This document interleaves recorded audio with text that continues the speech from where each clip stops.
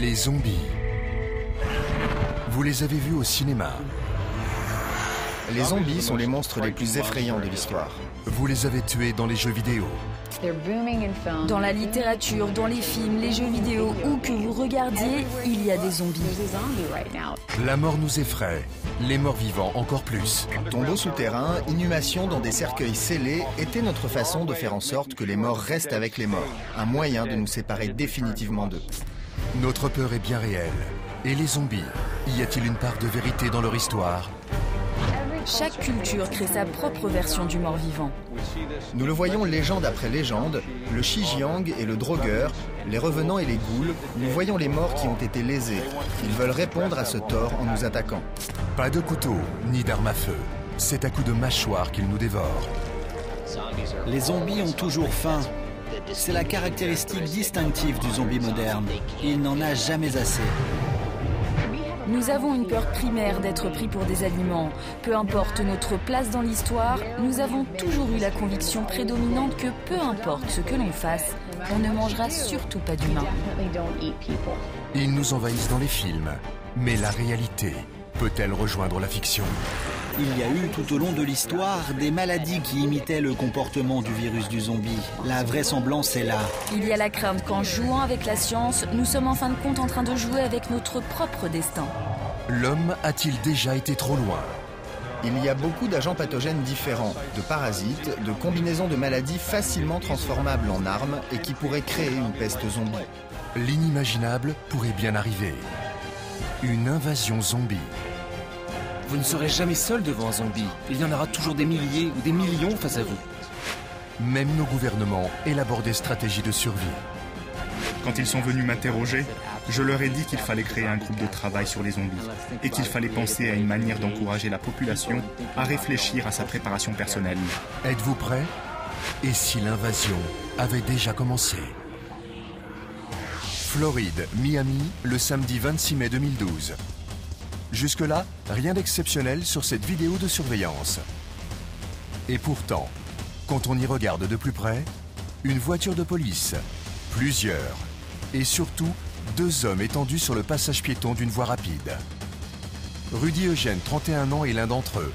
Ce jour-là, il erre, nu, dans les rues de Miami. Quand tout à coup, il se jette sur un SDF pour le dévorer. À l'arrivée de la police, les 3/4 de son visage sont arrachés. Un œil, son nez, sa bouche. Pourtant, Rudy Eugène ne lâche pas prise. Il ne faudra pas une, mais plusieurs balles pour que les policiers parviennent à abattre celui que l'on surnomme le zombie cannibale de Miami. Je lui ai dit d'arrêter, mais il continuait de manger l'autre type. Il m'a regardé avec des morceaux de chair dans la bouche. Il grognait comme un animal. On aurait dit un zombie, du sang dégoulinait. Le truc le plus proche que j'ai jamais vu, The Walking Dead. Rudy Eugène était dans un état second. Sa force était décuplée, la température de son corps extrêmement haute et sa faim insatiable. Ronald Popo, la victime, est toujours hospitalisé dans un état critique au Jackson Memorial Hospital. Que s'est-il passé ce jour-là? Rudy Eugène n'avait aucun antécédent de cannibalisme. Rudy et moi n'avions jamais parlé de cannibalisme ou de vaudou. On regardait un feuilleton télévisé chrétien tous les matins. On étudiait la Bible ensemble. On voulait se marier et je pensais qu'il aurait fait un bon père pour mes enfants. Selon sa compagne, Rudy était innocent. Il aurait agi sous une malédiction vaudou ou sous l'emprise d'une drogue encore inconnue. Et les autres alors?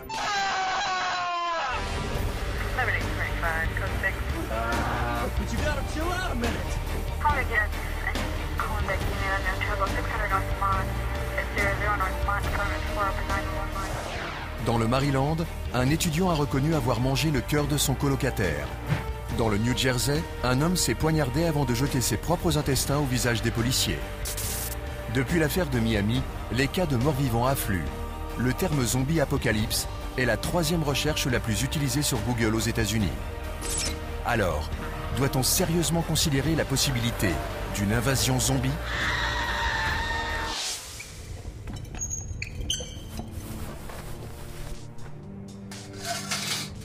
La mort est la peur ultime de l'homme. Mais il y a quelque chose d'encore plus terrifiant. Quand le mort revient à la vie et qu'il devient notre pire cauchemar, le zombie.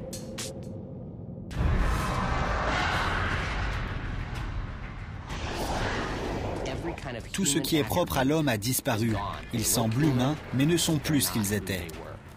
Ils sont inlassablement poussés à manger de la chair humaine, mais ne sont jamais rassasiés. C'est vraiment un fléau. C'est comme si vous étiez au milieu d'un essaim d'insectes. Vous êtes encerclés et il n'y a pas d'issue. Ils représentent ce dont nous avons le plus peur. Ce qui les rend si effrayants est le fait qu'il ne s'agit pas juste de zombies, mais d'une foule. Vous ne pouvez pas les distancer, vous ne pouvez pas tous les tuer. La seule raison pour laquelle ils vous poursuivent est parce que votre cœur bat. C'est absolument terrifiant. Les morts vivants sont effrayants, car ils représentent non seulement notre propre mort, mais surtout celle de la civilisation entière. Tous les monstres essaient de détruire l'être humain à titre individuel.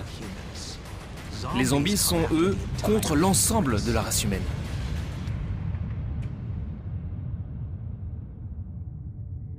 Pour comprendre les zombies, il faut d'abord connaître leur histoire. Notre zombie contemporain vient d'un film réalisé en 1968 par un réalisateur encore inconnu du nom de George Romero, La Nuit des Morts Vivants. George Romero a réécrit le livre des zombies. Il a transformé les zombies en créatures apocalyptiques. Il voulait un monstre sans une définition propre. Il créa donc une créature qui n'avait pas nécessairement d'explication spécifique sur ses origines. La vision de Romero sur une invasion zombie répondait à une peur ancestrale des Américains en 1968. Ce qui commença par un film d'horreur à petit budget est devenu un film à sensation internationale.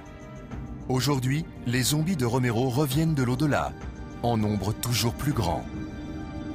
Plus de la moitié des films de zombies ont été réalisés depuis le 11 septembre 2001. Dans la littérature, au cinéma, dans les jeux vidéo, où que vous regardiez, il y a des zombies. Ils sont enracinés dans notre culture. Mais Romero n'a pas inventé le zombie. La créature existe depuis que l'homme a marché sur Terre. Les zombies ont fait leur apparition dans l'un des plus vieux textes littéraires, l'épopée de Gilgamesh. Dans l'un de nos plus vieux textes, l'épopée de Gilgamesh, Ishtar dit « Je ressusciterai les morts et ils se nourriront des vivants. Les morts seront plus nombreux que les vivants. » C'est une apocalypse zombie. Le terme zombie signifie cadavre qui bouge. Il vient de la religion vaudou haïtienne qui puise ses racines en Afrique de l'Ouest. Historiquement, un zombie est enraciné dans la culture vaudou. C'est une personne dont l'esprit est contrôlé par quelqu'un d'autre et qui agit comme un esclave. Le zombie vaudou originaire d'Afrique et finissant à Haïti est très différent du zombie de Romero. Le mot zombie se réfère techniquement au traditionnel zombie du vaudou haïtien. Cela n'a rien à voir avec la culture de la horde, virale, affamée, carnivore, que nous appelons maintenant zombie. Revenons en arrière, dans le passé. La plupart des grandes civilisations avaient peur des créatures revenant de l'au-delà. En Chine, les morts-vivants sont appelés Jiangshi. Le Jiangshi est un monstre fascinant et terrifiant du folklore chinois. C'est un fantôme affamé qui revient pour dévorer les vivants. Ce fantôme revient non seulement pour attaquer les vivants, mais aussi sa propre famille, comme pour se venger de ne pas avoir été enterré dignement. Comme dans beaucoup de cultures, les Chinois ont des rites mortuaires. Ils permettent de s'assurer que les morts puissent passer en paix dans l'autre monde et qu'ils ne reviennent pas hanter les vivants. Dans un enterrement bâclé, l'esprit stagne. Il s'attarde ici, tourmenté, et à son tour tourmente les responsables de son ensevelissement au moment de sa mort. Comme notre zombie, le Jiangshi attaque les vivants avec un acharnement terrifiant. Il est très difficile de l'arrêter. Sa rage est une forme de rage pure, si je puis m'exprimer ainsi. Et pendant que notre zombie chinois revient pour punir les vivants, dans le folklore arabe, devenir zombie était une punition pour avoir vécu sans moralité. La créature était appelée une goule. La goule est un démon femelle. La plupart du temps, c'était le démon d'une femme. C'était quelqu'un tombé en disgrâce, quelqu'un qui avait vécu dans le péché. Dans les plus vieilles légendes, le démon était une prostituée. Elle se cachait dans le désert et appelait les hommes, un peu comme une sirène, puis elle reprenait son état naturel qui était celui de monstre dévorant et horrible.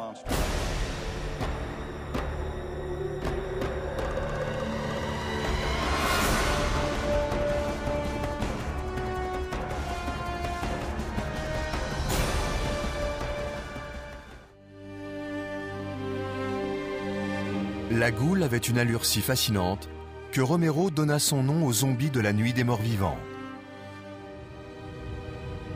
Mais l'ancêtre le plus effrayant des zombies venait sans doute de Scandinavie.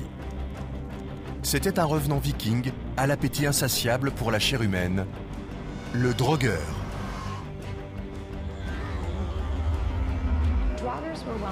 Les Draugr étaient très connus dans la mythologie nordique. C'étaient des personnes revenues de l'au-delà comme des machines que l'on ne pouvait arrêter. La seule chose à faire était de les tromper pour qu'ils retournent sous terre. Le zombie conserve un certain degré de sa propre intelligence, ce qui le rend un peu plus effrayant, car il sait ce qu'il est et se complaît dans ce qu'il est. La seule chose qui peut l'arrêter, c'est un héros avec une force colossale. Donc notre héros moyen finira en repas pour le monstre. Le Draugr nordique est le plus sauvage des zombies de l'histoire. Mais la créature la plus proche de notre zombie moderne était le revenant d'Europe de l'Ouest. William de Newburgh, pasteur anglais du XIIe siècle, est le premier chasseur de zombies de l'histoire. Il a écrit sur les esprits devenus des morts vivants et qui doivent se nourrir des humains. Ils ne savent peut-être pas pourquoi et nous ne le savons certainement pas non plus. William de Newburgh fut l'un des premiers à essayer de comprendre pourquoi. Pour William de Newburgh, les revenants n'étaient pas juste une légende. Ils existaient vraiment et avaient pour mission de nous détruire. Il écrivit « Il est difficile de croire que des cadavres sortent de leur tombe, mais il y a de nombreux cas attestés par de nombreux témoignages. » Ces écrits sont devenus très importants pour l'Église parce qu'ils représentaient un moyen d'essayer de comprendre, d'identifier et finalement d'exterminer ces monstres qui revenaient pour nous empoisonner la vie. Ils voulaient savoir s'il y avait un moyen de comprendre ce besoin horrible, parce que dans ce cas, nous pourrions peut-être essayer de l'arrêter. Pour comprendre les zombies, il faut commencer par la fin, avec la mort. Soit une des plus grandes craintes de l'être humain. Peu importe l'endroit où vous vous trouvez dans le monde, peu importe votre culture ou votre histoire, nous comprenons tous la mort. Tout le monde meurt, tout meurt et nous avons peur de cela. Mais cette peur est en fait assez logique. Les cadavres sont mauvais pour la santé. Ce qu'il advient d'eux après la mort n'est pas un mystère.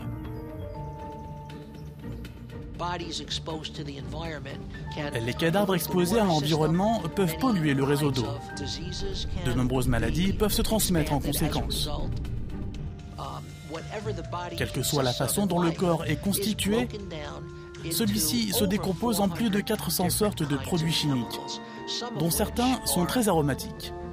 Vous avez peut-être entendu parler de l'odeur de la mort. Une fois que vous l'avez senti, vous ne pouvez jamais l'oublier. Compte tenu de la réalité physique des cadavres, les êtres humains apprennent à se débarrasser de leur mort rapidement. Un des premiers exemples de l'histoire de la sépulture a été trouvé dans la grotte de Pont-Newydd au Pays de Galles, où des restes ont été délibérément placés il y a environ 225 000 ans. Le moment où nous, en tant qu'espèce, avons commencé à enterrer les morts très soigneusement, en respectant le fait qu'ils avaient été en vie et en respectant leurs menaces potentielles, a été la pierre angulaire de la civilisation. Les civilisations ont des rites funéraires pour s'assurer du traitement approprié des morts, mais aussi pour s'assurer qu'ils ne reviennent pas.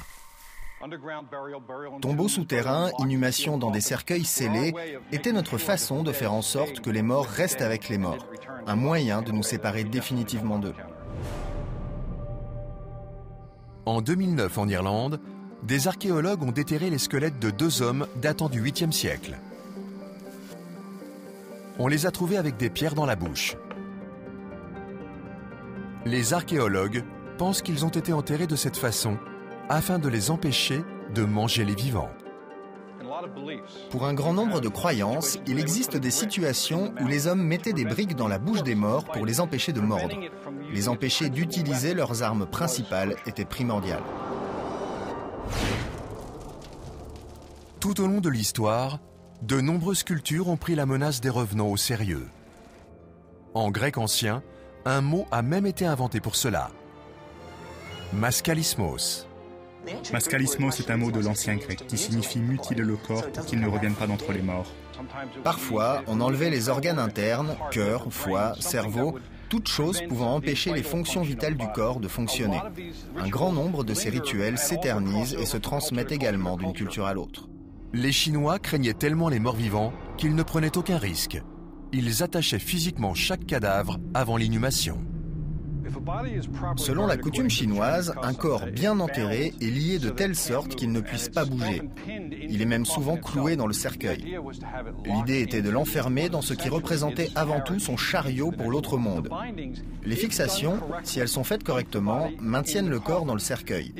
Si elles sont faites avec la moindre erreur, elles créent un monstre qui continuera à attaquer et qui devra être arrêté, comme vous l'imaginez, par une combinaison de rituels, de magie et de force.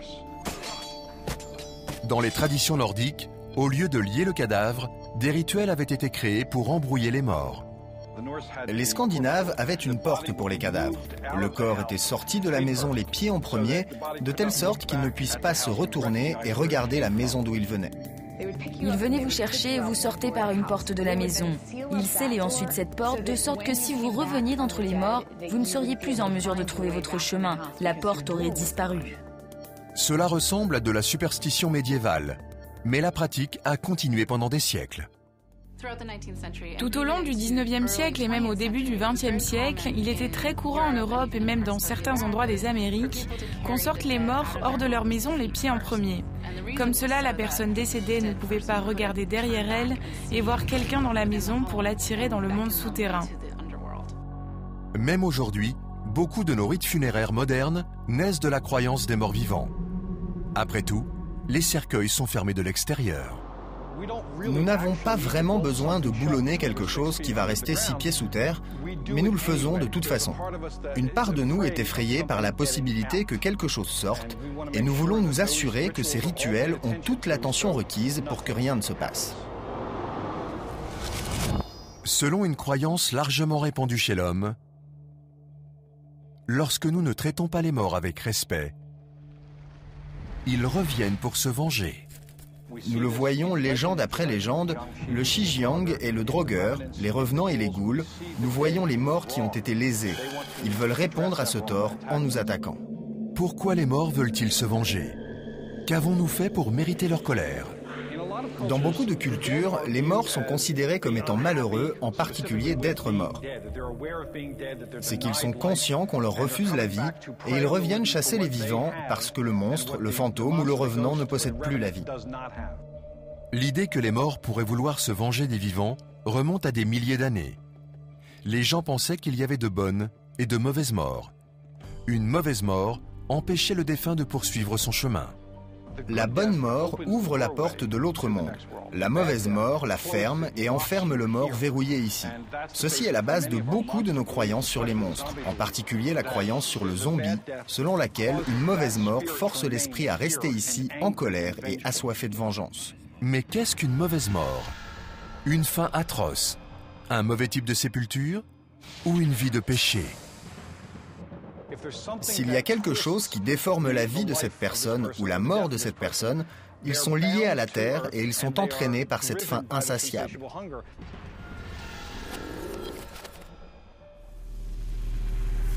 Une fois sortis de la tombe, les zombies n'ont qu'une seule idée en tête. Ils veulent de la nourriture. À l'aide! À l'aide! Que s'est-il passé? Il a été mordu! Et il n'y a qu'un seul plat sur le menu.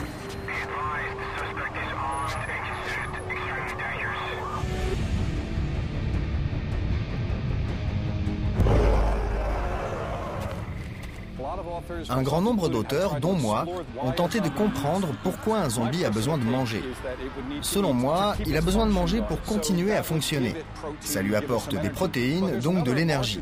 Mais beaucoup pensent que le zombie mange parce qu'il essaye de détruire la vie.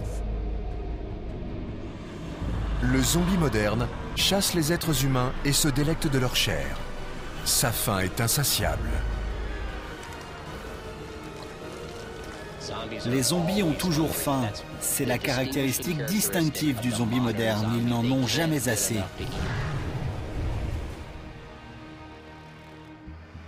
Nous ne savons peut-être pas pourquoi ils veulent notre chair. Mais cette faim nous mène directement à l'un des plus forts tabous de l'homme, le cannibalisme.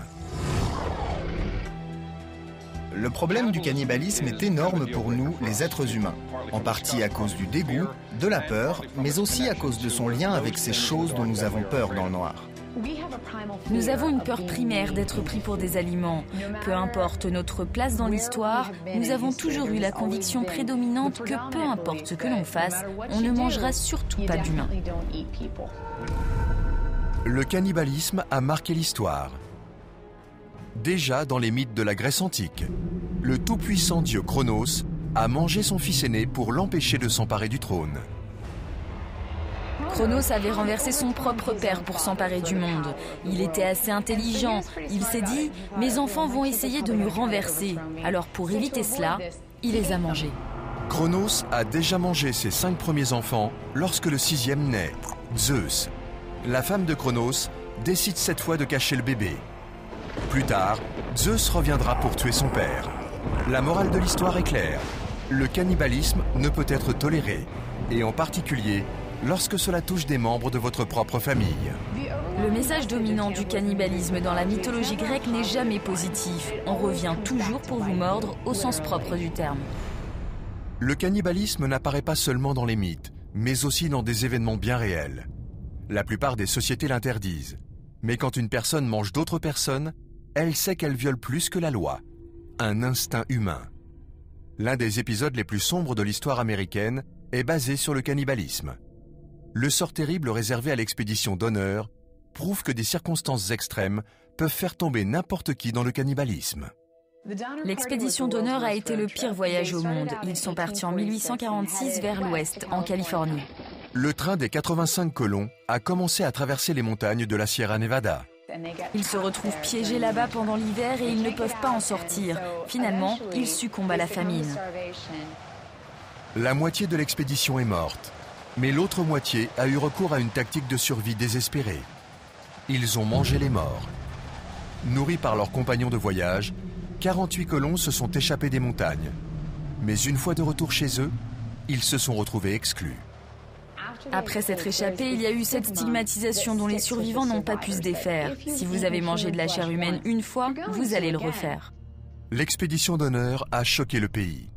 Lorsque notre survie est en jeu, toutes les règles de la société disparaissent. Si vous brisez un tabou, vous deviendrez socialement frappé d'autarcisme. Il n'est pas nécessairement important d'être puni par l'État. À certains égards, dans certaines sociétés, vous aurez simplement cessé d'exister.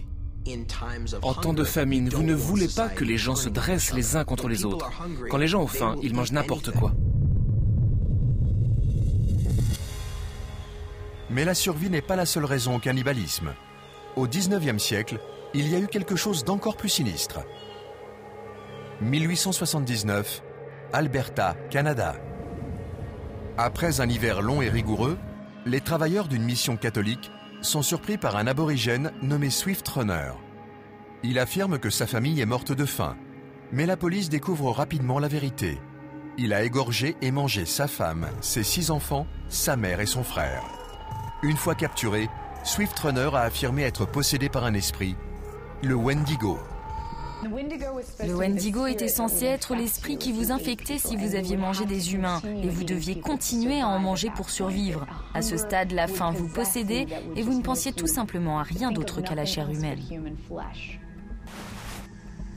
Après la pendaison de Swift Runner, plusieurs cas de possession cannibale ont été signalés à travers la région.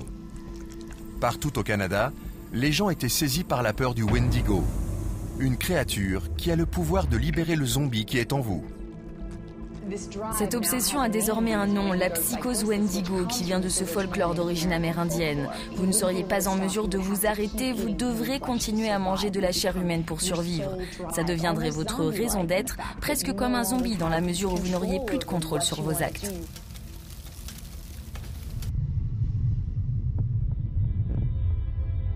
Plus récemment, un autre homme poussé par le désir de chair humaine a ravivé l'horreur des zombies.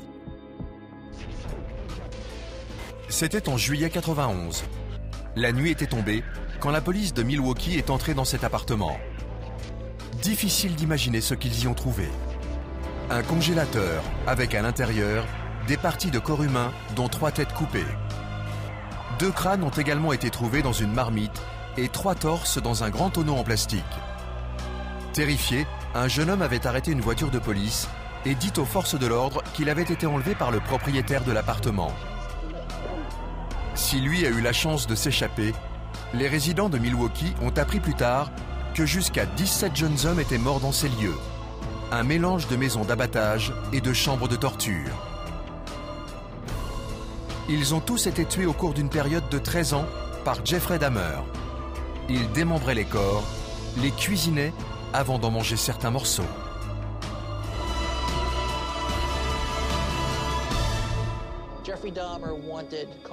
Jeffrey Dahmer voulait le pouvoir absolu sur la personne, qu'elle soit vivante ou morte. Cannibaliser des parties du corps d'une personne est un signe de puissance totale sur celle-ci.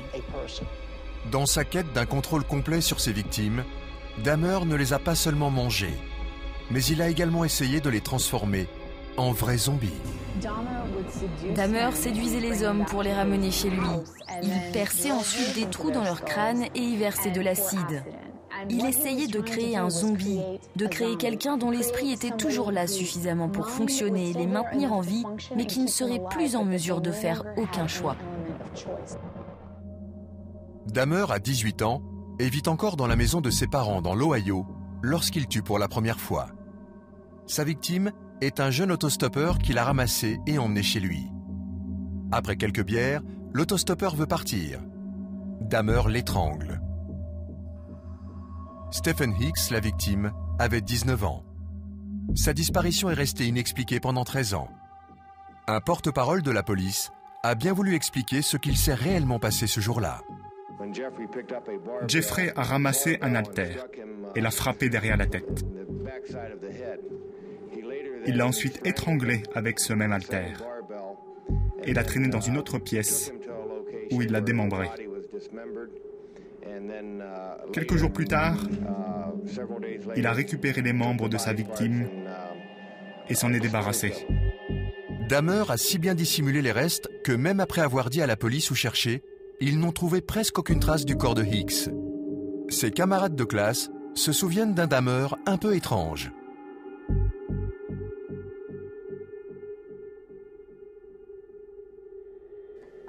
J'ai toujours eu le sentiment que quelque chose de tragique allait se passer avec lui. Après avoir échoué à l'université, Dahmer a rejoint l'armée pour servir en tant qu'infirmier en Allemagne. Mais il buvait beaucoup et a été réformé au bout de 2 ans. Il a ensuite occupé des emplois plus précaires et est allé vivre avec sa grand-mère à Milwaukee. En septembre 1987, Dahmer rencontre un jeune homme dans un bar gay. Il le tue dans un hôtel à proximité. Dahmer met le corps dans une valise qu'il emporte avec lui chez sa grand-mère. C'est chez elle qu'il va découper le corps avant de le jeter à la poubelle. 1 an plus tard, Dahmer a dû prendre son propre appartement. Sa grand-mère ne supportait plus son ivresse et l'odeur qui se dégageait du sous-sol. Il prétendait que c'était seulement des ordures.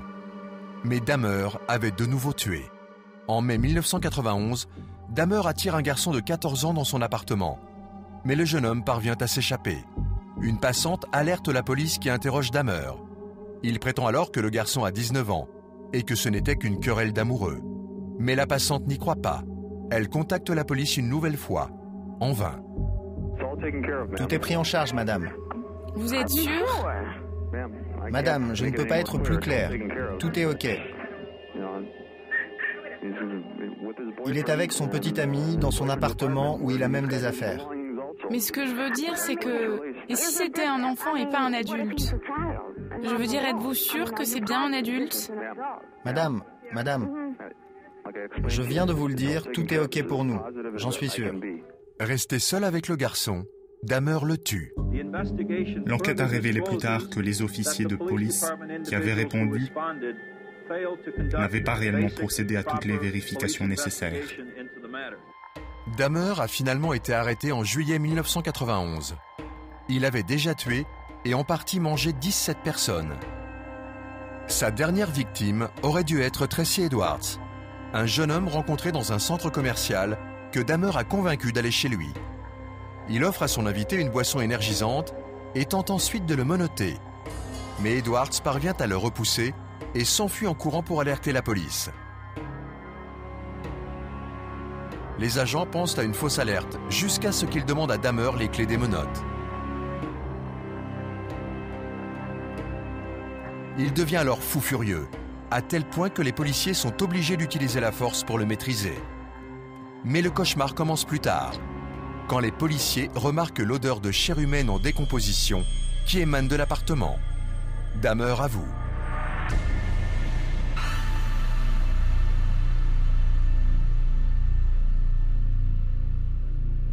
Durant les audiences préliminaires au procès, Dahmer ne montre aucune émotion.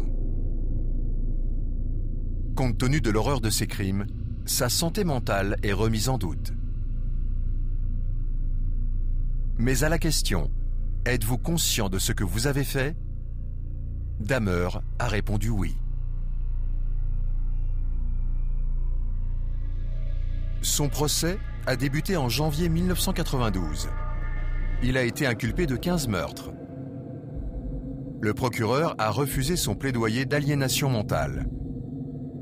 Le tribunal a entendu à contre-cœur le récit des meurtres commis par Dahmer. On ne parle pas d'une envie de beignets au chocolat. On parle bien d'une envie de cadavre.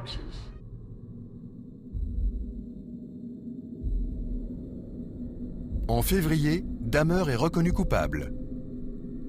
Le juge Lawrence Graham le condamne à 15 peines de perpétuité.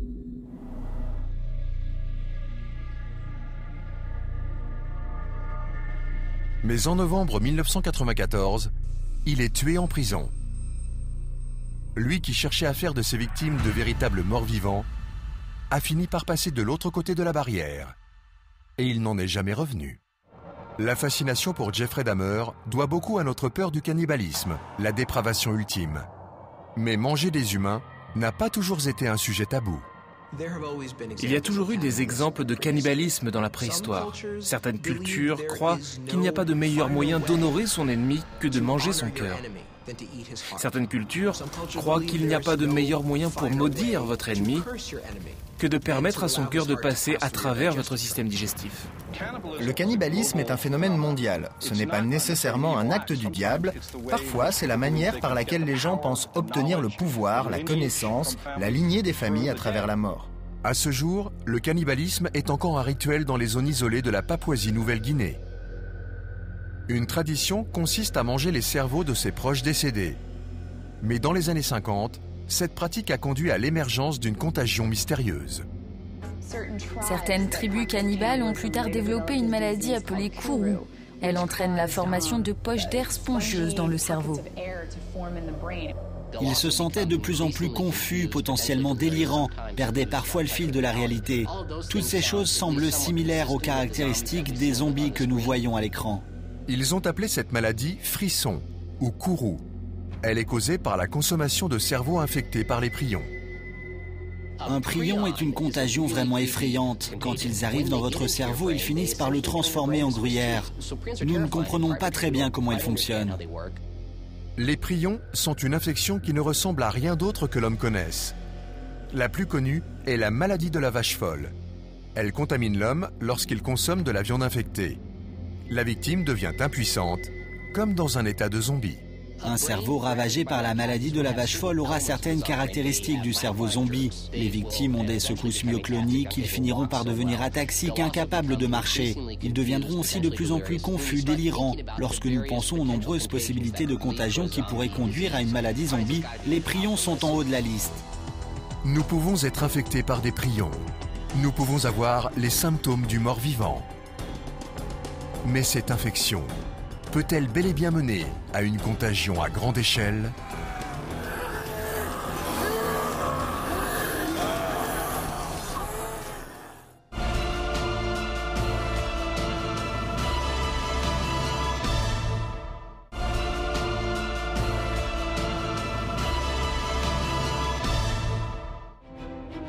Les zombies, ils nous terrifient plus que jamais. Dans l'histoire, quand les sociétés sont face à une menace qui leur est inconnue, qu'elles ne sont pas sûres de la façon de les gérer, le concept des revenants venus nous attaquer devient très populaire. Bon nombre de personnes pensent que la civilisation est plus proche qu'elle ne l'a jamais été de l'effondrement total. Nous pensons que la fin du monde est proche. Il y a tellement d'éléments qui nous oppressent de tous côtés et qui ne demandent qu'à détruire la société. Il y a une guerre mondiale contre le terrorisme, le réchauffement climatique, il y a une crise financière mondiale. Des catastrophes naturelles, des ouragans, la fonte des calottes glaciaires, des tsunamis, des conflits politiques, y compris le terrorisme. Nous sommes arrivés à un point tel que lorsque nous allumons la télé, tout ce que nous y voyons devient un désastre potentiel. Mais la question est, y a-t-il une réelle menace d'apocalypse zombie ? La paranoïa est vraiment au cœur de notre peur des zombies. Vous le savez, n'importe qui, n'importe quand, n'importe où pourrait être l'ennemi. La peur est en quelque sorte une contagion sociale. À certains égards, la question est de savoir si les zombies existent réellement ou pas.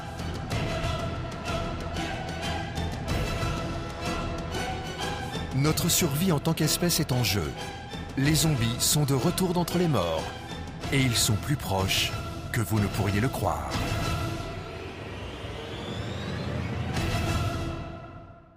Vous écoutez Isa Ferro, journaliste reporter pour votre chaîne d'information. Juste derrière moi, des morts qui sont revenus à la vie.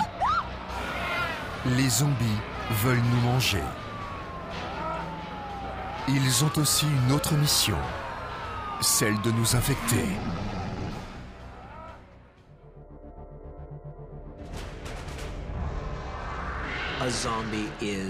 Un zombie est rongé par une maladie et a un impératif biologique unique, qui est de répandre le virus en mordant et en consommant des êtres humains. C'est le principe de base. Le but du zombie est de faire d'autres zombies. Sortir et infecter d'autres personnes, c'est le but de leur existence. Il se propage d'une personne à l'autre très vite. Parfois par le biais d'une morsure, c'est donc par la salive, d'autres fois directement par le sang du zombie. Une chose est sûre, le virus se propage très vite comme une maladie ou comme une peste. La peste zombie est mortelle et incurable, et elle frappe sans discernement. C'est tout ce que nous craignons le plus dans la maladie. La maladie chasse à l'aveugle. Elle vous tombe dessus, peu importe qui vous êtes, et rien ne l'arrête vraiment. Les films de zombies jouent vraiment avec cette peur, avec l'idée qu'elle peut s'en prendre à n'importe qui. Peu importe ce que nous faisons, même si nous essayons de la combattre, elle se propage. Parce que si vous tuez une personne qui est infectée, elle reviendra en tant que zombie. Il s'agit d'une menace croissante qui ne nous permet pas d'avoir une réponse adéquate. L'hypothèse d'une apocalypse zombie est terrifiante. Non seulement parce qu'elle est mortelle pour nous en tant qu'individus, mais surtout parce qu'elle conduirait à la destruction totale de notre société.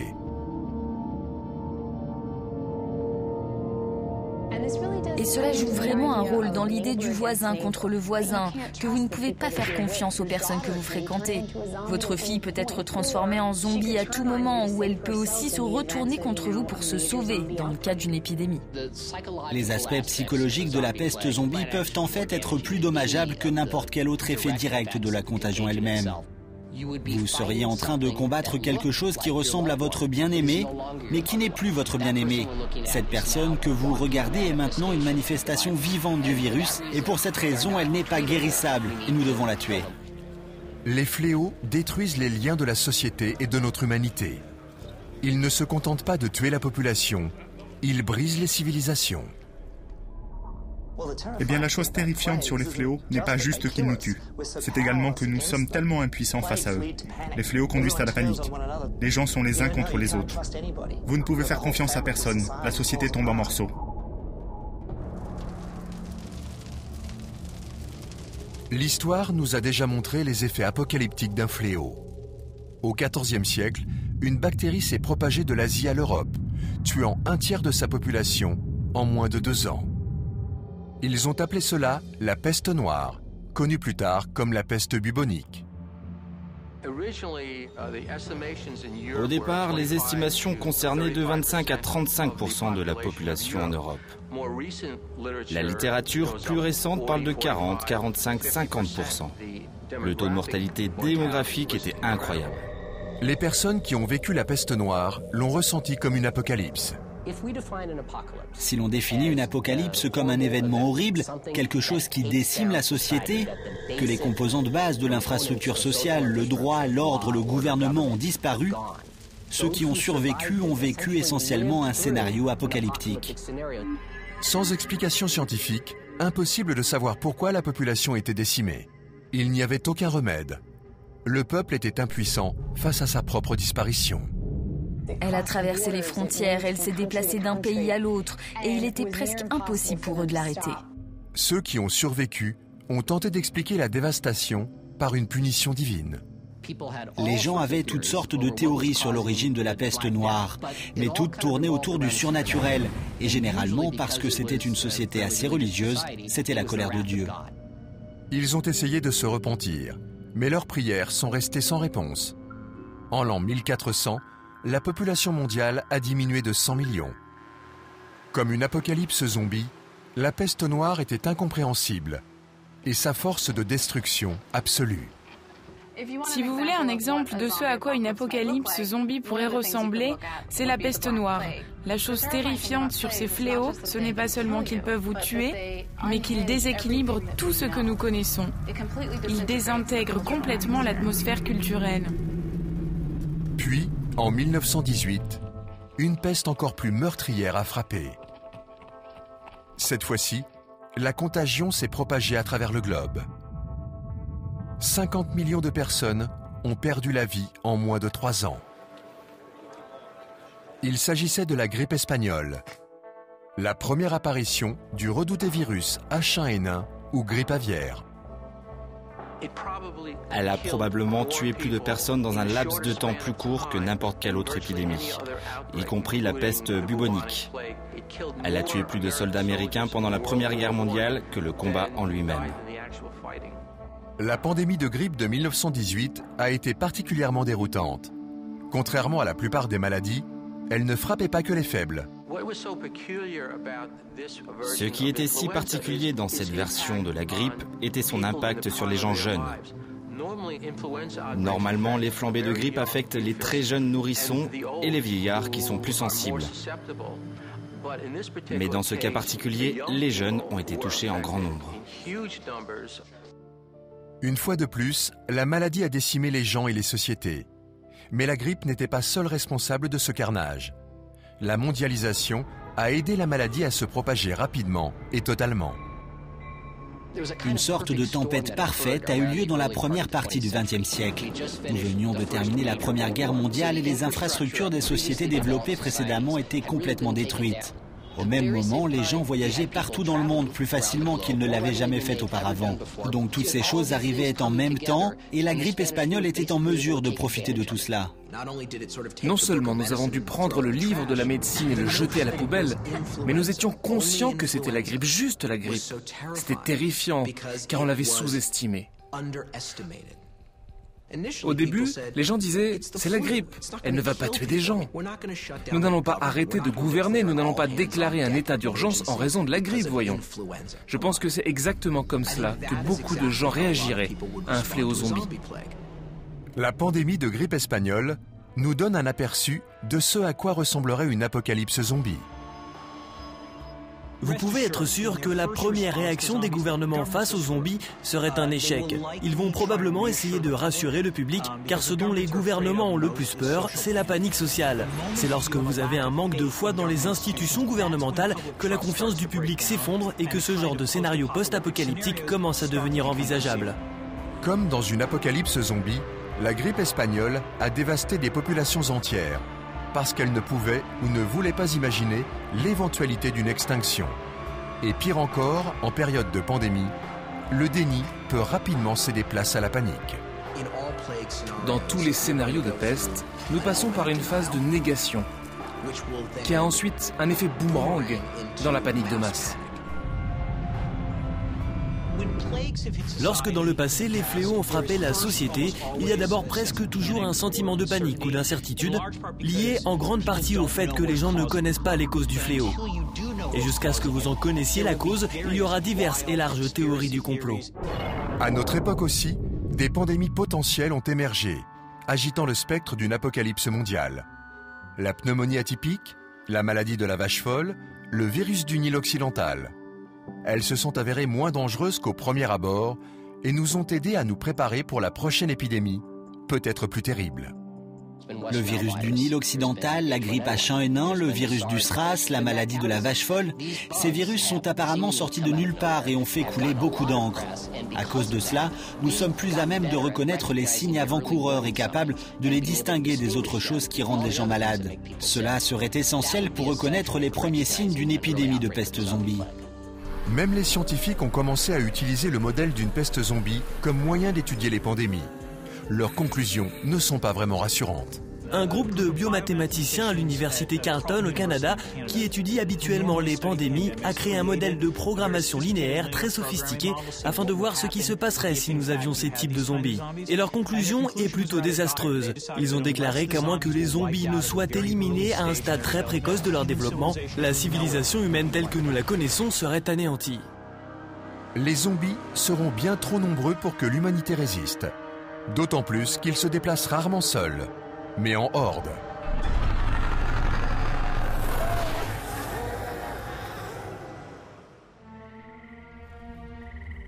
N'importe qui peut gérer un zombie.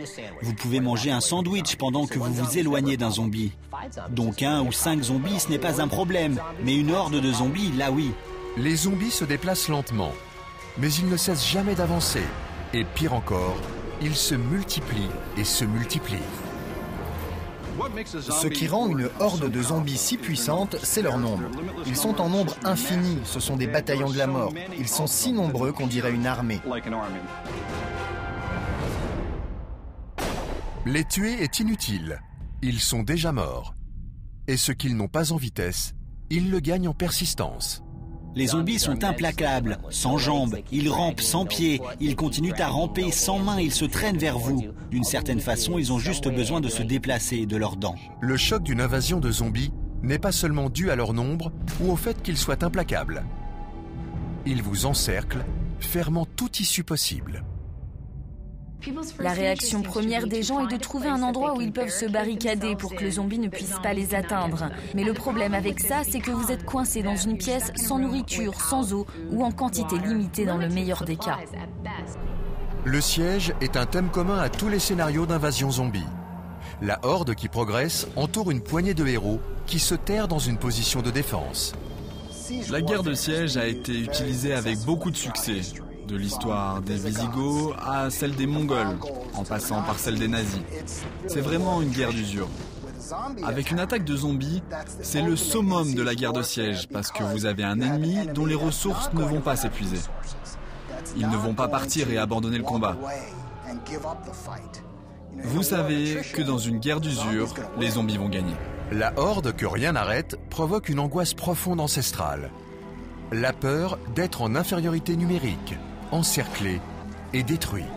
Si nous remontons à l'origine de l'humanité, donc à l'homme des cavernes, il est ainsi nommé pour une raison. Vous aviez 3 murs de pierre et puis une ouverture. Ils se sont barricadés dans un endroit où ils se sentaient assez en sécurité pour garder tout ce qui était mauvais à l'extérieur. Tout au long de l'histoire humaine, il y a une peur primaire de la horde. Il y a toujours le risque, lorsque vous et votre groupe avez mis en place une civilisation, que sur la prochaine colline, il y a un groupe de personnes qui n'aient rien fait de tout cela et qu'ils aient faim et soient désespérés, qu'ils essaient de vous prendre tout de suite. Cela est arrivé. L'histoire humaine est jonchée de cadavres, de civilisations mortes qui sont tombées car une horde avait envahi leur cité.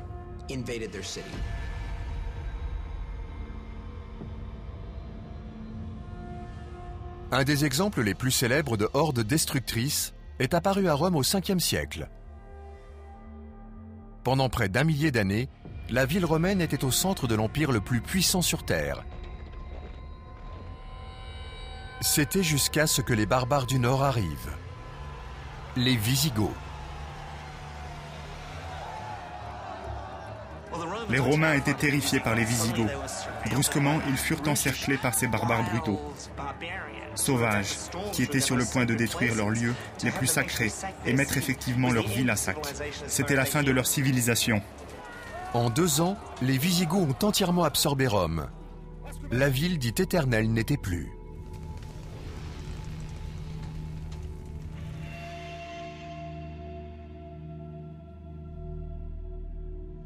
« 800 ans plus tard, la horde la plus célèbre de l'histoire a ravagé l'Asie centrale, abattant tout sur son passage, les Mongols. D'ailleurs, c'est d'eux que vient le mot horde. Ils ont apporté une nouvelle brutalité à la guerre, qui consistait à bouillir et écraser les victimes, et à catapulter les têtes coupées. Toute armée d'invasion est terrifiante, mais il y a une raison pour laquelle nous parlons encore des envahisseurs mongols. Ils pillaient, ils mangeaient leurs prisonniers. Ils furent particulièrement brutaux dans leurs tactiques. Il y a des moments où nous sommes confrontés à une menace écrasante, quelque chose de si vaste, de si grand que cela nous effraie et nous détache même de notre propre groupe de protection. La horde mongole en est un parfait exemple. C'est tellement rapide et tellement énorme qu'il n'y a pas de défense adéquate. Au milieu du XIIIe siècle, la horde mongole a fait irruption dans la ville de Bagdad et a dévasté le joyau de l'Empire islamique. Pendant des siècles après cela, la ville, si étincelante à une époque, était une épave. Nous parlons du pillage de Rome en 410. Nous parlons de la façon dont le pillage de Bagdad par les Mongols a mis fin en quelque sorte à l'âge d'or islamique. Je pense que le fait que tout ce que nous construisons peut être détruit par une horde est ancré dans notre esprit. Beaucoup de théories d'invasion zombie décrivent une ville assiégée par une armée implacable dont le but est la destruction totale. Ce scénario s'est joué plus récemment, au cours de la Seconde Guerre mondiale. Cette fois-ci, les nazis étaient la horde. Lorsque nous parlons de l'apocalypse zombie, nous avons une tendance à considérer que c'est quelque chose d'abstrait. Mais en fait, nous l'avons réellement vu à travers le monde. Un bon exemple est le siège de Leningrad. Leningrad, 1941. Des milliers de soldats nazis encerclent le Capitole culturel soviétique, déclenchant un des plus longs et plus meurtriers sièges de l'histoire. La bataille fit rage pendant près de 900 jours. Des milliers de personnes sont mortes de faim dans les rues.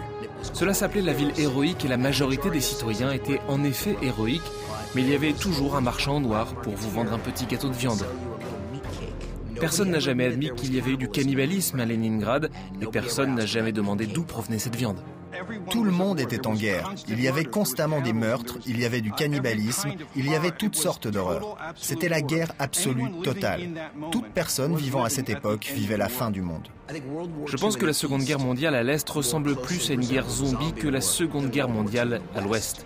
Brutalement, les Russes voyaient des panzers roulant à travers leurs champs de blé. Aucune négociation possible. Churchill a dit que les nazis étaient des barbares mécanisés. Le mot barbare signifie qu'il n'y a pas de terrain d'entente. Et c'est ça qui est absolument terrifiant pour les gens. Hitler est un monstre de cruauté, dont la soif de sang et de rapine est insatiable.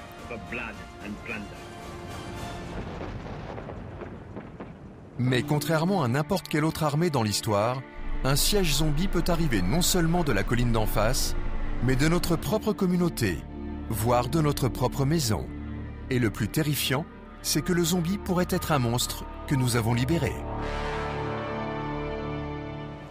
Dans beaucoup de fictions zombies, on voit que ce sont les humains la cause de l'épidémie. C'est la guerre biologique, c'est quelque chose que nous avons créé. Nous pourrions être responsables du retour des morts parmi les vivants, mais involontairement. Très souvent, la création de zombies est non intentionnelle mais arrive par accident dans un laboratoire secret du gouvernement. Dans beaucoup d'histoires, les humains tentent d'exploiter la puissance de la nature à leur propre fin. Mais la technologie créée finit par déclencher une force destructrice qui enclenche l'apocalypse zombie. Il y a derrière tout cela l'idée qu'en quelque sorte, nous avons fabriqué quelque chose par la radiation. le génie génétique, une arme bioterroriste, quelque chose. Nous avons fait quelque chose pour libérer cela. Il y a la crainte qu'en jouant avec la science, nous sommes en fin de compte en train de jouer avec notre propre destin. La création de ces sortes de super microbes finira par causer notre perte.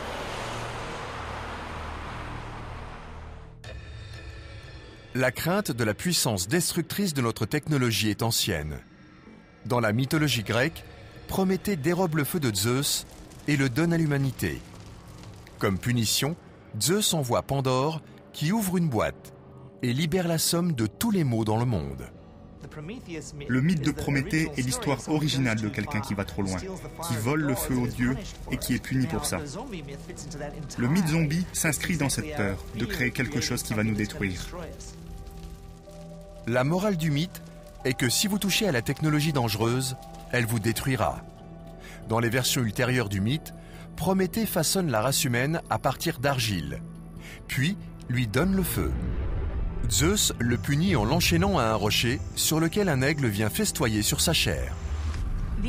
Il existe des contes qui nous mettent en garde contre l'homme qui se prend pour Dieu. Vous ne devez pas essayer de créer vos propres démons. Finalement, ce qui est mort doit rester mort. Dans le mythe de Prométhée, l'homme se prend pour Dieu et il est dévoré. Dans le folklore juif, il existe une autre histoire sur la façon dont les créations de l'homme peuvent se retourner contre lui. C'est le célèbre conte du golem. Dans la tradition juive, il y a l'histoire du golem, à qui un rabbin de Prague au XVIe siècle a donné la vie pour protéger les juifs de la persécution.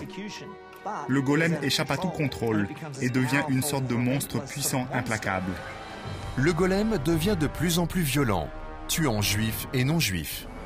Il finit même par se retourner contre son créateur. Le golem devient fou et c'est à son créateur de décider comment il peut être détruit. Le rabbin est alors obligé de tuer le golem en enlevant l'amulette autour de son cou, celle avec laquelle il lui avait donné la vie. Le golem est un conte parfait. Il nous montre pourquoi nous ne devons pas essayer de nous prendre pour Dieu. C'est le conte classique de mise en garde. Nous n'en savons pas assez sur l'univers, mais nous pensons tout savoir. Et l'orgueil est souvent quelque chose qui revient nous détruire. En 1816, Mary Shelley écrit son propre conte, édifiant, sur le potentiel destructeur de la technologie. Elle crée le zombie le plus célèbre de l'histoire, le monstre du docteur Frankenstein. Le sous-titre du livre est le Prométhée moderne. Une autre histoire, un autre avertissement de ce qui arrive quand l'homme essaye de se prendre pour Dieu. Mary Shelley a écrit Frankenstein à une époque de grande innovation scientifique.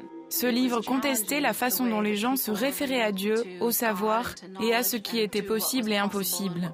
Certaines personnes avaient peur que nous bricolions avec la nature d'une manière plus négative que positive. Shelley s'est inspiré de l'histoire de Prométhée, d'un mortel fait à partir d'argile, mais dans son histoire, le docteur Frankenstein apporte la vie aux morts. Il construit son propre monstre, en cousant des segments de cadavres. Et pour lui donner la vie, il le stimule électriquement. On appelle ce procédé la galvanisation. La galvanisation est une théorie qui a vu le jour à la fin des années 1700. Selon cette théorie, si vous appliquez une charge électrique à un cadavre, ça pourrait le ranimer. Au début du 19e siècle, un scientifique italien nommé Giovanni Aldini utilisa cette technique pour tenter de ranimer les cadavres de criminels exécutés. Les expériences d'Aldini ont produit des spasmes musculaires, tics du visage et des réactions dans le cœur d'un cadavre. Les journaux londoniens ont rapporté à tort que le forçat George Forester avait été ramené à la vie. Le cas de George Forester, électrifié jusqu'à ce qu'il revienne d'entre les morts, a été l'une des principales influences de Mary Shelley pour l'écriture de Frankenstein. Dans Frankenstein, je pense que Mary Shelley a voulu faire un grand commentaire sur la technologie en avance sur nous. Ces nouvelles technologies ne devraient pas nous permettre de nous prendre pour Dieu. Nous devrions accepter la mort comme étant la mort. Lorsque Shelley écrivit Frankenstein, les gens ont craint que la science et la nouvelle technologie ne détruisent leur mode de vie.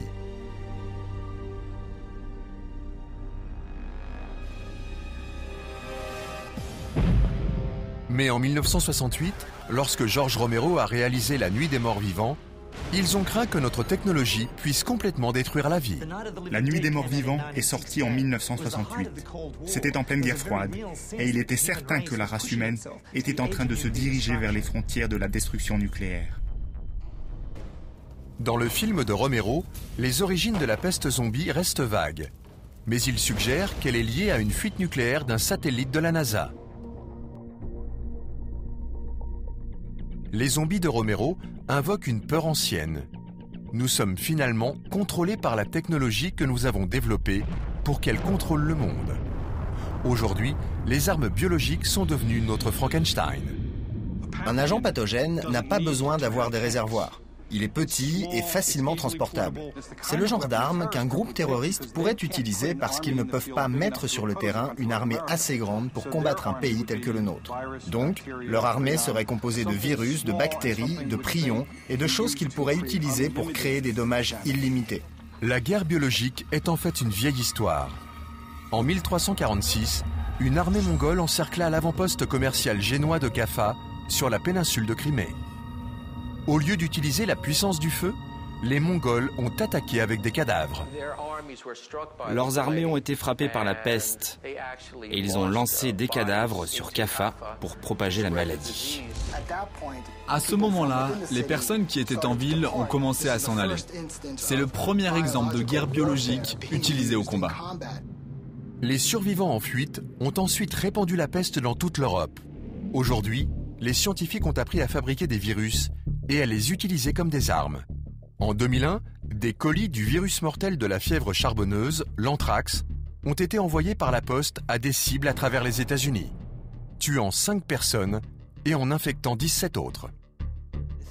Pensez à ce qui s'est passé en 2001 aux États-Unis, où les attaques à l'anthrax ont eu lieu juste après les attentats du 11 septembre. À certains égards, ces attaques à l'anthrax ont finalement provoqué des paniques plus grandes que les premières attaques terroristes. La menace de l'anthrax était étrangement similaire aux horreurs d'une apocalypse zombie. L'anthrax lui-même tue en partie en rongeant la chair humaine. Et dans les cas des attaques de 2001, les enquêteurs ont retrouvé la source de l'anthrax dans un laboratoire américain d'armes biologiques. Une fois de plus, ceux qui ont joué avec le feu se sont brûlés. La crainte est que quelque chose qui se soit développé de façon volontaire ou non puisse affecter la population de façon très sérieuse. Si c'était le cas, quelles en seraient les ramifications? Alors comment quelque chose qui est toujours en cours d'élaboration pourrait être maîtrisé? Les craintes d'une apocalypse zombie qui arriverait maintenant impliquent souvent la menace renouvelée du bioterrorisme. Il y a beaucoup de discussions dans les médias et dans l'armée pour savoir si un virus zombie pourrait être militarisé. Et la réponse est effectivement oui. Il y a beaucoup d'agents pathogènes différents, de parasites, de combinaisons de maladies facilement transformables en armes et qui pourraient créer une peste zombie. Est-ce qu'un fléau zombie est vraiment possible? Il ne fait aucun doute que nous disposons de la technologie qui pourrait mener à notre perte. L'impensable devient imaginable. Pire, envisageable. Du côté des citoyens, mais pas seulement. Nos gouvernements s'intéressent de près à la possibilité d'une invasion zombie.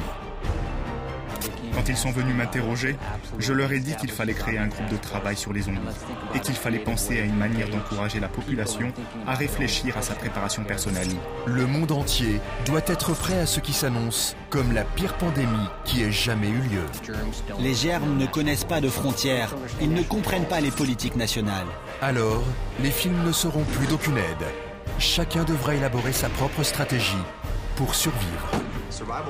La survie, ce n'est pas seulement une question d'équipement ou de fusil. C'est surtout d'avoir la volonté nécessaire pour traverser les difficultés. Certains, comme la Brigade Zombie, se sont déjà réunis afin de se préparer à l'inévitable. Nous avons des auteurs, producteurs de cinéma, scientifiques, physiciens nucléaires et militaires, tous réunis pour centraliser cette formidable masse d'informations. La réalité a bel et bien rejoint la fiction. Mais êtes-vous prêt à l'accepter ?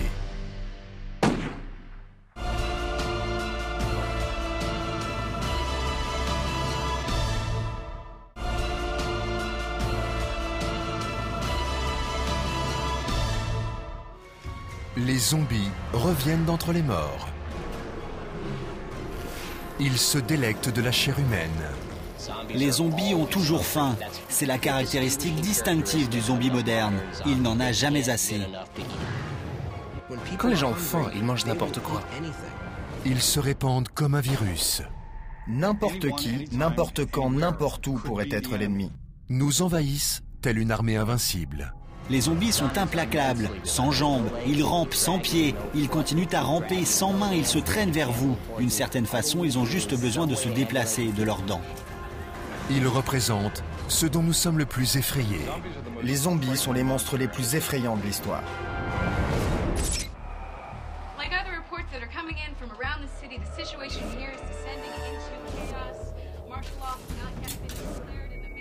Les zombies sont dans les films, les bandes dessinées, à la télévision. Mais que ferions-nous s'ils étaient bien réels ?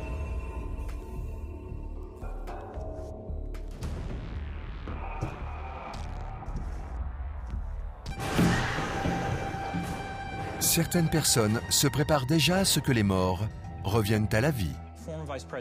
L'ancien vice-président Richard Cheney a parlé du problème du 1%. S'il y avait même ne serait-ce qu'une chance sur 100 qu'Al-Qaïda lance une attaque terroriste, les conséquences seraient si graves que cela vaudrait la peine de prendre toutes sortes de contre-mesures possibles pour empêcher que cela ne se produise. Maintenant, admettons que la probabilité d'une attaque de zombies soit beaucoup plus faible, les conséquences seraient si graves que nous devrions nous engager dans une politique de planification dès maintenant, plutôt que d'attendre l'inévitable. Se préparer à une apocalypse zombie est la meilleure façon de se préparer au pire. Qu'il s'agisse d'une invasion de morts-vivants ou de tout autre événement catastrophique. J'ai une trousse de secours zombie. Cela s'appelle mon kit de tremblement de terre et tout ce qu'il y a dans ce kit serait utile en cas de fléau zombie, même le pied de biche. Tout ce qui se trouve dans votre trousse de préparation zombie se trouve dans une trousse de préparation catastrophe. Votre maison est prête. Vous disposez d'un approvisionnement en eau et en nourriture pour au moins 3 jours. Si votre maison ou le lieu où vous habitez n'est pas sûr, vous avez un plan. Pour survivre à une catastrophe, il ne suffit pas d'avoir des réserves. Il faut aussi acquérir des compétences réelles de survie. J.L. Bourne, un officier de la marine formé à la survie et auteur de romans populaires sur les zombies, se prépare à la possibilité d'une invasion. La survie ne se résume pas au fusil, aux pansements, aux haricots et à une grotte quelque part. Il faut également penser à ce dont vous avez besoin pour survivre et aux compétences que vous avez besoin d'acquérir. Mais seules les techniques de survie ne suffisent pas. La survie, ce n'est pas seulement une question d'équipement ou de fusil. C'est surtout d'avoir la volonté nécessaire pour traverser les difficultés. Comment se préparer à survivre à une apocalypse zombie ? Quelque chose que nous n'avons jamais connu auparavant.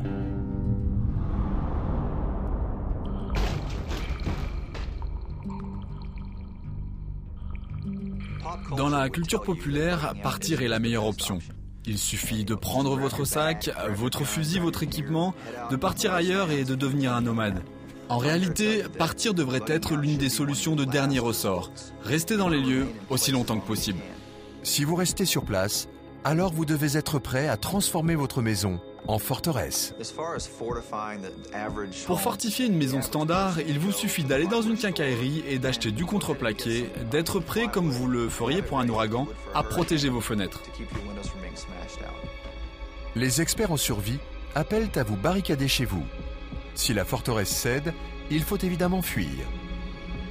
Mais cela doit rester votre dernière option, et ce, pour une bonne raison. Vous devrez renoncer à tous vos biens. Si je devais me sauver, j'emporterais avec moi certaines choses. Après l'eau, la nourriture est la deuxième chose la plus importante. J'emmènerais aussi une trousse médicale et un miroir de signalisation. Je pourrais utiliser du feu même si le briquet ne marchait plus. Je ferais aussi en sorte de me protéger contre les menaces que je pourrais rencontrer. J'emmènerais sans aucun doute une arme à feu avec moi. Ma priorité serait de voyager léger parce que porter trop de poids provoque des douleurs. Pendant la fuite, la marche pourrait bien être votre seul mode de transport. Si vous croyez que vous pouvez marcher 40 km par jour avec un sac à dos au cours d'une apocalypse zombie, vous vous trompez vraiment. Sans réseau cellulaire, sans GPS, sans carte, comment savoir où aller ? Vous pouvez perdre beaucoup de calories en prenant la mauvaise direction. Trouver la bonne va être primordial.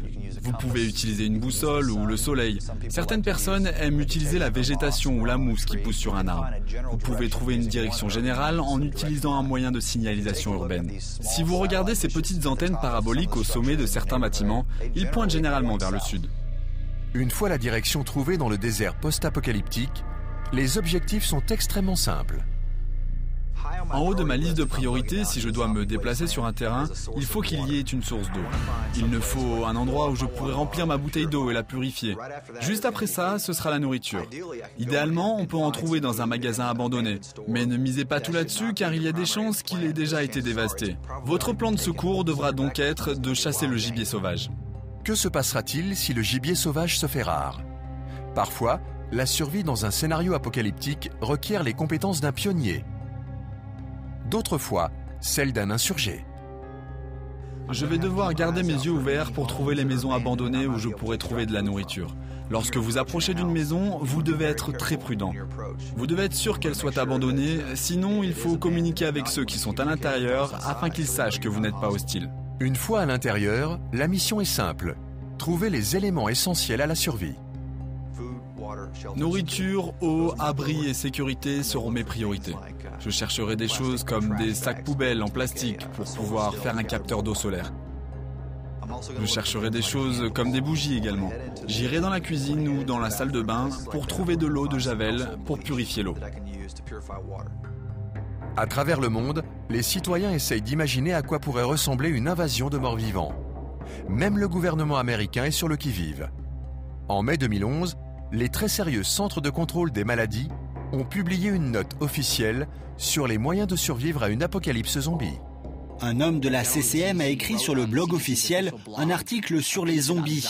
Et le point fort portait sur le fait que la préparation à une apocalypse zombie est exactement la même que pour toutes les autres catastrophes dont nous avons entendu parler depuis les 10 ou 15 dernières années. Quand ils sont venus m'interroger, je leur ai dit qu'il fallait créer un groupe de travail sur les zombies et qu'il fallait penser à une manière d'encourager la population à réfléchir à sa préparation personnelle.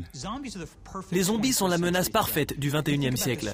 Pensez au genre de menaces auxquelles nous devons faire face, les pandémies, le changement climatique, les attaques terroristes. Le zombie est très similaire à ces menaces bien définies. Si vous pouvez faire en sorte qu'un groupe de jeunes apprennent à s'approvisionner en nourriture et en eau et en matériel médical, que vous leur parliez de zombies ou non n'est pas important, l'objectif est qu'ils soient prêts. Une attaque de zombies entraînerait une crise d'une ampleur inimaginable. Mais à quoi ressemblerait l'invasion? L'apocalypse serait progressive. Les premiers témoins des infections seraient les médecins. Lors d'une apocalypse zombie, n'importe quel hôpital où les victimes seraient amenées deviendrait Ground Zero. Les hôpitaux effectuent régulièrement des exercices de simulation de catastrophe. Nous avons eu un exercice où 20 de nos employés agissaient en tant que patients et même si notre hôpital est plutôt grand, les ressources de l'hôpital pour s'occuper de ces 20 patients ont été mises à l'épreuve. Alors imaginez si nous étions confrontés à des patients par milliers. C'est la question d'amplitude qui rend l'apocalypse zombie si terrifiante et si dévastatrice en termes d'optimisme. Les premiers intervenants auraient peu de temps pour réagir. Les hôpitaux seraient rapidement dépassés. La première ligne de défense pour une invasion de zombies est de garder nos têtes au sens propre et au sens figuré. C'est quelque chose que nous n'avons pas vu avant, mais c'est quelque chose que nous maîtrisons mieux depuis les 10 dernières années à cause de l'émergence de pandémies. Quand un patient infecté arrivera, les médecins verront des symptômes inhabituels. Ils essaieront peut-être de le traiter avec des médicaments, mais ils ne vont pas savoir aborder cette chose qui doit absolument être arrêtée. Les médecins ne vont pas tuer leurs patients pour les empêcher de contaminer d'autres personnes. Tandis que l'infection se propagera et que la population succombera au virus, les infrastructures s'effondreront. Le réseau va rapidement s'écrouler.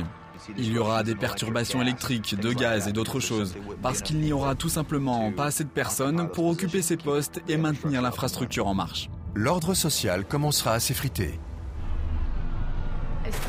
Dès que les gouvernements tomberont, la société en tant que telle essaiera pendant un court laps de temps de maintenir un certain ordre. Mais puisque nous n'aurons pas de figure de proue centrale, il y aura un certain nombre de différents groupes d'hommes qui s'affronteront et puis tout se déchaînera. Avec les systèmes d'approvisionnement perturbés, trouver de la nourriture et de l'eau deviendra une lutte vitale. Avec la mondialisation, nous sommes devenus plus dépendants d'une livraison quotidienne. Que se passera-t-il quand les camions ne rouleront plus? Que se passera-t-il lorsque les navires s'arrêteront de naviguer et les avions de voler? La chose effrayante à propos d'une apocalypse zombie, c'est qu'ils peuvent nous tuer de bien des façons qui n'ont rien à voir avec le contact physique réel. Ils peuvent nous tuer de faim ou de déshydratation ou par la maladie. Comme dans toute catastrophe, la survie dépendra d'une bonne communication. Utilisez ce qui reste des médias pour partager des informations avec les survivants. La première ligne de défense contre une invasion de zombies serait la communication de l'information. Si nous gardons la tête froide, si nous sommes capables de comprendre la nature de la menace, alors les choses comme les téléphones cellulaires et Internet, les SMS, seront notre première ligne de défense. Ça semble amusant que Twitter puisse en fait se placer entre nous et l'apocalypse, mais ça pourrait tout à fait être vrai. La communication sera essentielle, mais elle ne suffira pas. L'armée devra mobiliser son arsenal pour lutter contre la horde de zombies. Il lui faudra développer une nouvelle stratégie militaire. Les armées modernes vont devoir repenser leur stratégie lorsqu'ils auront affaire à des hordes de morts-vivants. Ils vont devoir apprendre les tactiques nécessaires pour échapper à leur ennemi. Je pense que l'armée moderne tirera beaucoup moins et s'échappera plus lorsqu'il s'agira de faire face à une horde de zombies. Vous tirez avec une arme à feu pour tuer un zombie et il pourrait y en avoir 10 000 dans le coin qui entendront le coup de feu. Même avec une nouvelle stratégie, aucune armée ne pourra gagner à elle seule. Notre survie dépendra également de la communauté internationale. Les frontières devront être scellées et le pays infecté isolé afin d'arrêter la propagation du virus. Les germes ne connaissent pas de frontières, ils ne comprennent pas les politiques nationales. Il y a une réelle incitation à identifier très rapidement ce qui se passe et à partager cette information. Vous obtiendrez de l'aide d'autres pays pour prendre soin de votre foyer. Vous obtiendrez des informations supplémentaires pour essayer de comprendre rapidement comment se débarrasser de l'épidémie. Les pandémies passées ont démontré qu'une communication ouverte entre les gouvernements et les citoyens était cruciale pour mettre fin à une épidémie mortelle. Les régimes autoritaristes sont réticents à admettre qu'ils ont un problème. Repensez à 2003, lorsque la première épidémie SRAS a éclaté en Chine. La Chine a dissimulé des informations qui étaient vitales pour le reste du monde. Ils ont appris que leur volonté de donner des informations de façon sélective les a plus mis en danger qu'autre chose. En fait, ils ont dû sortir au grand jour en quelque sorte afin de céder eux-mêmes. L'épidémie de pneumonie atypique a été exemplaire pour les communautés dans le monde entier. Et il est aujourd'hui beaucoup moins probable que les pays fassent de la rétention d'informations sur ce qui se passe. Pouvons-nous compter sur les chefs d'État pour nous sauver de l'anéantissement total? L'histoire démontre encore une fois que les gouvernements ne sont pas toujours l'atout le plus fiable en cas de catastrophe majeure. Katrina nous a montré à quoi une apocalypse zombie pourrait ressembler. Nous avons assisté à un effondrement complet du système à tous les niveaux, du président jusqu'au département de la police de la Nouvelle-Orléans. On a vraiment vu une ville se désintégrer jour après jour, jusqu'à voir des gens debout sur les toits, brandissant des pancartes, appelant à l'aide, et c'est exactement ce que nous verrions dans une épidémie de zombies. Les leçons tirées des événements comme l'ouragan Katrina ont aidé les gouvernements à travers le monde à repenser leur stratégie d'intervention en cas de catastrophe. Mais face à une apocalypse zombie, même les plus grands efforts pourraient être insuffisants. Toutes les bureaucraties, y compris la santé publique et les bureaux des premiers intervenants, sont formés à des procédures d'exploitation normalisées. Ils développent tous des procédures d'utilisation normalisées pour rendre routinières leurs interactions avec le monde extérieur.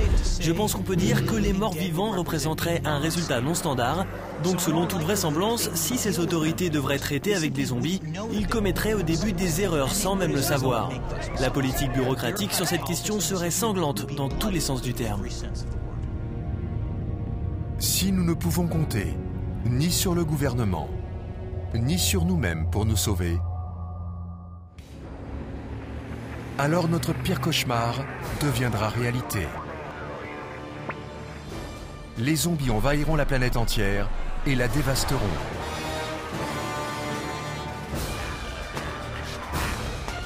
Mais une nouvelle génération apparaîtra. La génération Z.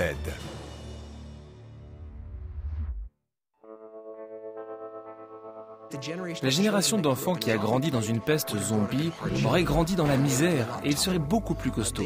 Ils seraient l'équivalent de mes grands-parents de la Seconde Guerre mondiale qui, jusqu'à leur mort, lavaient encore leurs sacs en plastique et mettaient de l'eau dans la bouteille de jus de raisin, car nous devions faire durer les choses. Lorsque l'on compare les générations et comment elles évolueraient dans l'apocalypse zombie, on pense évidemment à la grande génération de la Seconde Guerre mondiale. Elle était très robuste, elle a survécu à la dépression et à une guerre terrible. Alors que la société se reconstruira, à quoi le nouveau monde ressemblera-t-il?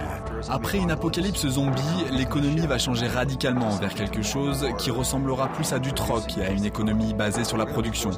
Nous allons être obligés de produire pour consommer et apprendre à faire des choses avec nos mains. Les industries de haute technologie disparaîtront. Une société post-apocalyptique privilégie les besoins humains fondamentaux. Toute personne qui n'est pas immédiatement en mesure de contribuer à la défense ou à la chaîne d'approvisionnement sera un citoyen de seconde zone. Les professions qui seront extrêmement valorisées seront dans les secteurs qui sauvent des vies et nourrissent les gens. Les médecins et les agriculteurs seront essentiels. Les ingénieurs, les mécaniciens vous permettront de produire de l'électricité pour faire tourner les infrastructures. Comment ça se passe là-haut? Après ce désastre à grande échelle, certains seront tentés d'abandonner l'idée d'un bien commun et de prendre leur survie en main. Dans beaucoup de films post-apocalyptiques et de films catastrophes, on trouve le scénario du loup solitaire, le genre de gars avec son stock d'armes à feu seul contre le monde. Je pense que nous sommes très influencés, mais il n'y a pas que ce genre de choses, il va aussi falloir planter un jardin et en récolter quelque chose. Les survivalistes à la Rambo pensent que ça va être un festival de testostérone, de fusils et de lance-flammes qu'ils fabriquent eux-mêmes. Il y a ensuite les vrais survivalistes qui comprennent comment purifier l'eau, comment faire pousser leur propre nourriture, comment prendre soin de leurs enfants quand ils ont une maladie, quelles plantes sont bonnes à manger. Ce sont des gens qui survivraient beaucoup plus longtemps que l'aspirant Rambo. Pour la plupart d'entre nous, la survie à long terme dépendra de la coopération, de la reconstruction du tissu social que le zombie aura détruit. Un individu ne peut pas reconstruire une civilisation. La raison pour laquelle nous, en tant qu'espèce, avons survécu et triomphé, c'est parce que nous avons appris à travailler ensemble. Et dans ce pays, le fait de travailler ensemble est en quelque sorte devenu un tabou.